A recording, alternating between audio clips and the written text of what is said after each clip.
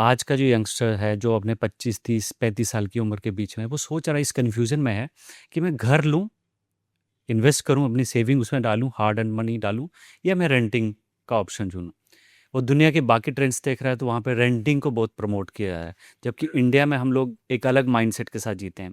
आपके हिसाब से एज एन एक्सपर्ट आप क्या देखते हैं और दोनों के प्रोज एंड कॉन्स क्या हैं? देखिए, बहुत बेटर फेयर, ऑप्शन कौन सा है? बहुत बहुत वैलिड और बहुत ही फेयर सवाल आपने, अच्छा सवाल किया। आज के यूथ को सेविंग के एस्पेक्ट से बिल्कुल घर खरीदना चाहिए, ऐसा कुछ भी नहीं है।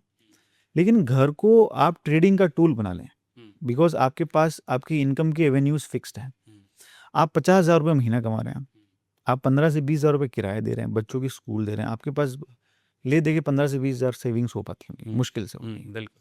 और उसके बाद अगर आप लोन पे ईएमआई में, पहली बात तो आप एलिजिबल ही नहीं है लोन लेने के लिए, फिर भी आप कैसे भी कर भी लेते हैं, हम्म, तो वो एक साइकिल बन जाता है जहाँ उस ट्रैप से निकलना बहुत कठिन है। हम्म, दूसरी बात, आज भी मकान एक एस्पिरेशन, एक सपना है लोगों के लिए, हम्म, इन्वेस्टमेंट टूल उतना नहीं है जैसे आपने को लग रहा है। हम्म, तीसरी बात, मकान आपको एक सोशल सर्कल्स में एक स्टेचर देता है। हम्म, आज के दिन पे जब लड़के को देखने के लिए आते हैं, वो कहते हैं आपके पास मकान है एग्जैक्टली कि नहीं है। आप एग्जैक्टली। देखिए, जिस घर में अच्छा से बना रहता है उनका रिश्ता बहुत फास्ट हो जाता है।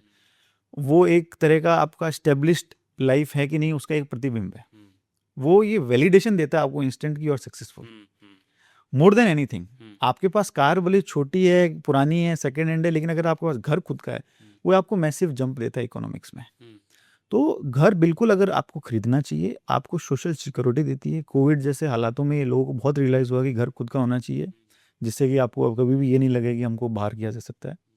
दूसरी बात, जो रेंटल वाली बात है, वो वहाँ ज़रूर हो सकती है, वहाँ पर जहाँ पर इंडस्ट्रीज़ बहुत ज़्यादा आ गई हैं, जहाँ जॉब क्रिएशन मैसिव अमाउंट्स में है। वहाँ आपने एक घर खरीद लिया, आपने दूसरा घर एज ए इन्वेस्टमेंट ले लिया अपने वाइफ के नाम से, अपने पिताजी के नाम से, उससे रेंट आ रहा है, तो आपके पहले घर की ईएमआई पे हो रही है। यहाँ तक सब कुछ सही है। अब इसके बाद आप जो भी करते हो, वो सब ट्रैप है। उसमें आप फंसते चले जाते हो, फंसते चले जाते हो, फंसते चले जाते हो। और फिर आप देख रहे हैं कि अगर वो एक जुए की तरह अगर आप उसकी कोई भी चीज़ को लोगे, वो आपको लॉन्ग टर्म में हर्ट करेगी।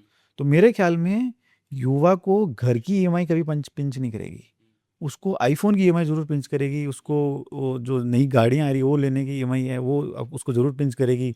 उसको एयर कंडीशनर्स लगाने सारे कमरों में, वो ज़रूर पिंच करेगी।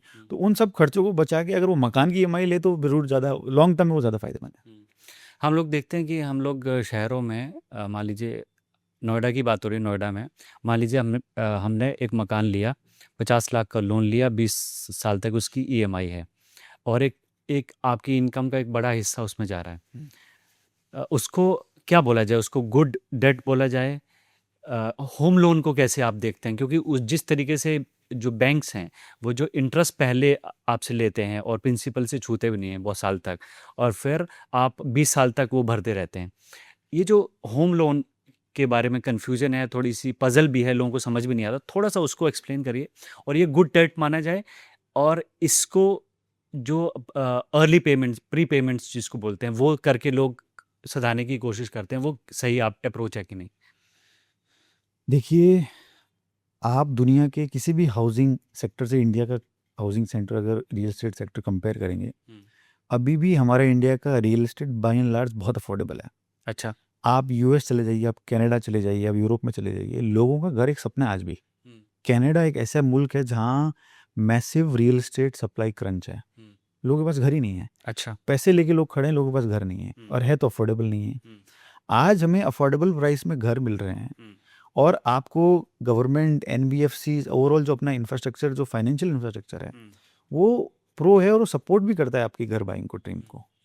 7-8% के रेट पे आपको होम लोन मिल रहा है। हम्म, आपके एफडी का ब्याज है 5 से 6% का। हम्म, 1-1.25% एक्स्ट्रा देगा आपको अगर घर लेने को मिल रहा है। हम्म, तो इससे बड़ी चीज़ क्या हो सकती है? हम्म, तो इंटरेस्ट रेट भी एक बहुत बड़ा फैक्टर है। हम्म, आप मान लीजिए आपके पास 10-20 लाख रुपए होते हैं, आप बैंक में रखते हैं, आपको 6% एफडी का इंटरेस्ट मिलता। हम्म, आप उसी पैसे को डाउन पेमेंट देके होम लोन ले रहे हैं, हम्म, और आपका इंटरेस्ट का इनकम टैक्स में बेनिफिट है, सेक्शन 2480C, ये सब बेनिफिट्स हैं, इनकम टैक्स में बेनिफिट है। तो उस केस में अगर आपको टैक्स बेनिफिट भी मिल रहा है, आपका लॉन्ग टर्म एसेट क्रिएशन भी हो रहा है। दूसरी बात, रियल एस्टेट के अलावा कोई भी एसेट एप्रिशिएट नहीं करता है, डेप्रिशिएट करता है। आप कुछ भी खरीद लीजिए ईएमआई पे, वो सारे ईएमआई आपको फीकी नजर आएगी रियल एस्टेट के सामने, क्योंकि वो जो भी आप प्रोडक्ट ले रहे हैं, जिस दिन आपकी ईएमआई खत्म होगी उस प्रोडक्ट की हाफ वैल्यू मिलेगी। रियल एस्टेट में मान लीजिए डबल नहीं हुई, जिस प्राइस में खरीदी वो भी रहेगी तो भी आप विनर हो। आपके पास घर तो है, आपके पास एक इमोशनल सिक्योरिटी तो है, आप आज एक छत के नीचे तो बैठे हुए हैं, आपको किसी को किराया नहीं देना है। दूसरा आपका सवाल में एक सवाल और था कि ईएमआई जो पहले इंटरेस्ट लग जाता है। देखिए ये तो एक डिज़ाइन ईएमआई का ऐसे ही होता है। उसका टेक्निकल रीज़न भी ये है कि आपका प्रिंसिपल तो बहुत ज़्यादा आउटस्टैंडिंग शुरुआत में ही रहता है ना, तो इंटरेस्ट तो उसी का लगेगा ना। वो इवेंचुअली जैसे जैसे प्रिंसिपल कम होता है तो आपका इंटरेस्ट कम होता रहता है। आज तो बैंक ये जो होम लोन है उसको रीपे करने की सही स्ट्रैटेजी क्या होनी चाहिए? क्या आपको 20 साल तक वेट करना चाहिए और जो एक फिक्स्ड ईएमआई वो देते रहना चाहिए? क्योंकि लोगों के दिमाग में ये बात होती है कि 20 साल बाद इस 50,000 रुपए की जो ईएमआई जा रही है ये तो डेप्रिशिएट करके उसकी वैल्यू 10,000 हो जाएगी। तो at the end of the term I will be paying this 10,000 rupees only, ये एज्यूम करता है। दूसरी तरफ ये कहता है कि आज मेरी एग्जिस्टिंग कमाई में से ही 50,000 रुपये जा रहे हैं, ठीक है, और अगर इसको मैं किसी तरह से जल्दी जल्दी रीपे करना शुरू करूँ तो मेरा इंटरेस्ट जो आजकल कैलकुलेटर दिखाते हैं ऑनलाइन, वो दिखाते हैं कि आप इतना इंटरेस्ट कम कर लें। वो सही स्ट्रैटेजी क्या है, लोग वो जानना चाहेंगे। देखिए अगर आप यंगस्टर हैं, अगर आपने 27-28 साल 30 साल की उम्र में आपने कोई प्रॉपर्टी खरीदी है, तो अर्ली ईएमआई पे करने का कोई फ़ायदा नहीं है। अच्छा। ठीक है, वाई? बिकॉज अभी आपके पास पूरा आपका जीवन पड़ा हुआ है। अभी आप 60-65 साल की उम्र में रिटायर होंगे, अभी आपके पास आपकी इनकम बहुत बढ़ेगी, इतना प्रेशर लेने की ज़रूरत ही नहीं है। ये इस पर डिपेंड करता है आप किस स्टेज पे आप मकान खरीद रहे हैं और किस स्टेज पे। आप 50 साल की उम्र में ईएमआई ले रहे हैं तो ऑब्वियस सी बात आपको एंजाइटी होगी, आपको बच्चों की शादी करनी है, आपको कई रिस्पॉन्सिबिलिटीज़ को पूरा करना है, तो उसको एंजाइटी के चक्कर में आदमी सोचता है फटाफट बंद करो इसको। यंगस्टर हैं उसको चलाइए। अगर आपके पास पैसा एक्स्ट्रा आ गया है 10,000, 20,000, 25,000, 50,000 जो भी आपके पास एक्स्ट्रा मंथली सेविंग है, आप उसको एक अच्छे म्यूचुअल फंड में डालिए, एसआईपी कीजिए, वहाँ पैसा ज़्यादा बढ़ेगा।